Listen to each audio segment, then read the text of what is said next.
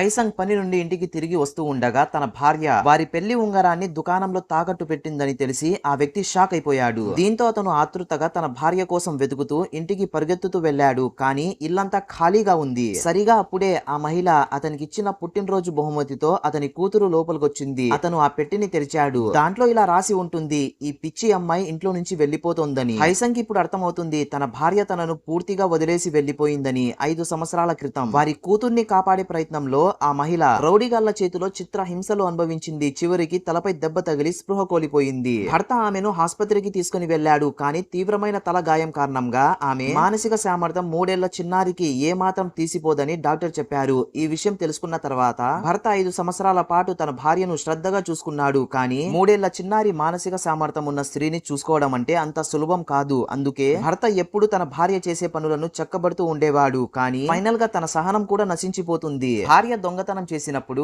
అతనికి మొదటిసారిగా అసహ్యం వేసింది. ఆ తర్వాత ఆమె అన్నం తినడానికి కూడా నిరాకరించడంతో అతని వల్ల కావడం లేదు ఇంకా ఈమెను చూసుకోవడం. ఒకరోజు నక్క బుద్ధి కలిగిన ఒక స్త్రీ జియాన్ తో ఆ మహిళని అవమానించడానికి ఆమె తన కూతురి కిండర్ గార్డెన్ కు వెళ్తే మిఠాయిని ఇస్తానని కావాల్సిందిగానే అబద్ధం చెప్పింది. దీంతో ఆ మహిళ కిండర్ గార్డెన్ లోకి దూసుకుని వెళ్లి తన కూతుర్ని గట్టిగా కోలించుకుంది. ఈ దృశ్యాన్ని చూసిన ఇతర పిల్లలు మానసిక వికలాంగురాలైన తల్లి ఉన్నందుకు ఆమెను ఎగతాళి చేశారు. కూతురు ఆత్మగౌరవం దెబ్బతినడంతో ఆమె తన తల్లిని వెళ్లిపోమని వేడుకుంటూ ఏడ్చేసింది. భర్త కూడా ఆగ్రహానికి గురై అక్కడికి వచ్చి ఆమెను నేల మీద తోసేశాడు. ఈ సంఘటన ఆ మహిళ మానసిక రోగాన్ని నయం చేసేసింది. భర్త తన భార్యను చాలా తిడతాడు. ఇంకా ఎన్ని సంవత్సరాలు నీతో నేను ఇలా వేగాలి? భార్య తన భర్తకు వివరించడానికి ప్రయత్నిస్తుంది, నాకు నయం అయిపోయిందని. సడన్ గా అప్పుడే కూతురు అమ్మ పైన బొమ్మ విసురుతుంది. ఇంకా ఇలా చెప్తుంది, నేను అసలు నీ కడుపున ఎందుకు పుట్టానో. సడన్ గా అప్పుడే అక్కడికి ఆ నక్క బుద్ధి కలిగిన అమ్మాయి వచ్చేస్తుంది. ఇంకా జియాన్ కూతురు దగ్గరికి వెళ్లి గట్టిగా హద్దుకొని ఇలా నటిస్తుంది, అమ్మ పైన ఇలా విసరకూడదని. పాప ఆమె పిచ్చిది, నా అమ్మ కాదు, మీరే మా అమ్మ అని చెప్తుంది. జియాన్ తన కూతురు మాటలు విన్న తర్వాత తన మనసు విరిగిపోతుంది.